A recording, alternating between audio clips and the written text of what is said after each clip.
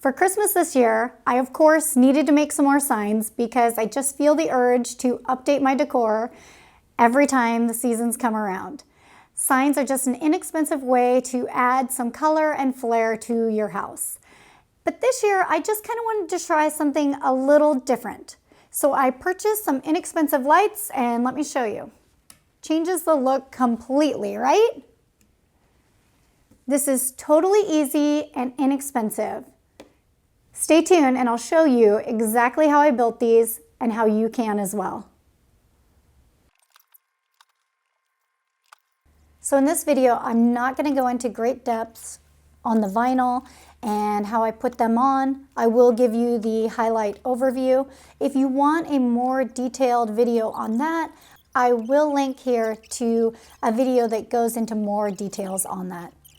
As you can see, the way I like to do mine is to use it as a stencil. So I pull out all of the vinyl that is the area that I want to paint. Then I cut it to size and I use transfer paper. Now this works great just so that you can get the back off of your vinyl and stick it onto your sign. Now I will say that there are a lot of vinyls out there and a lot of transfer paper out there. I have tried many and most of them have failed me except for these that I use every single time. So I'll link the ones that I use down below. I highly recommend them. I find that they come off easy yet stick on well enough to do the job. They're also on Amazon, so it's one easy click away and totally affordable. This red actually was totally dried up when I went to use it, so I had to order some new red paint and take off the stencil currently without the red completed. So here I am freehanding the red berries. And I will say that I have never been good at freehanding paint jobs, which is what got me started on these stencils in the first place. It's just so quick, so easy, and your design just turns out great. If you want a tutorial on these farmhouse signs, I'll link it here. What I like to do is buy a sheet of plywood and make just a bunch of signs all at one time. Then I have a stack of them, and whenever I feel like building a sign, I just pull one out and start painting.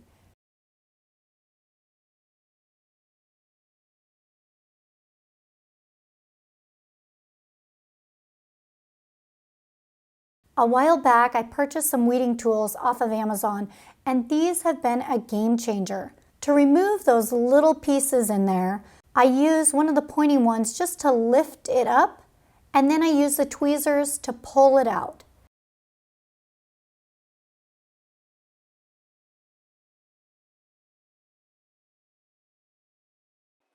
For the lights, I sat down and marked exactly where I thought they should go. Now for the truck here, it's not a big deal. Since they're all so close together, I just wanted to make sure the spacing was even. I ended up using the drill press to drill my holes, but you could also use a hand drill. I made sure to come in from the top so that there was less tear out in the front of the sign. I also tested out the drill bit and made sure that the lights fit in it before I drilled all of the holes. I made my holes just a little bit bigger than the lights so that they would easily slide in, and then I'll be using hot glue to hold them in place.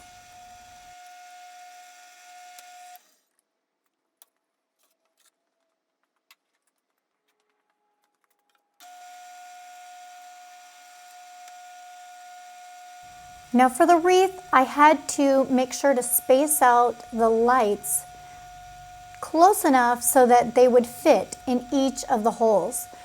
So make sure that you pay attention to this when you make your sign as well. The last thing you want is a bunch of holes and to find out that the lights won't stretch that far. Then I sanded out the back of the signs just to make sure that it wasn't sharp and wasn't going to cut somebody.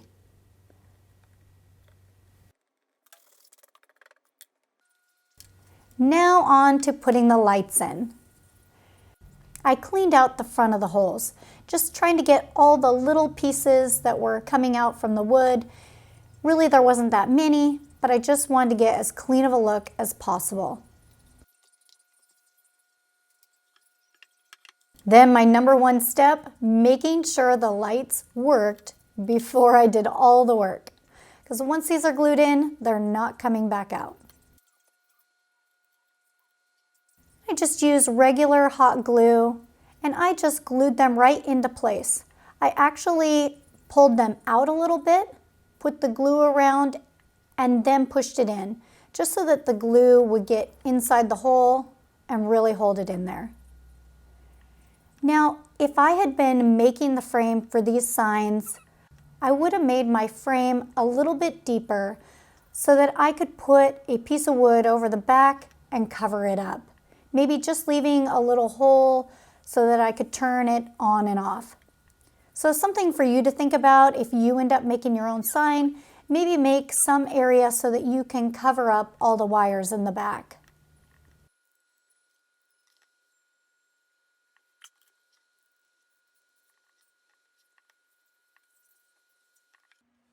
And there you have it, ready for the mantle.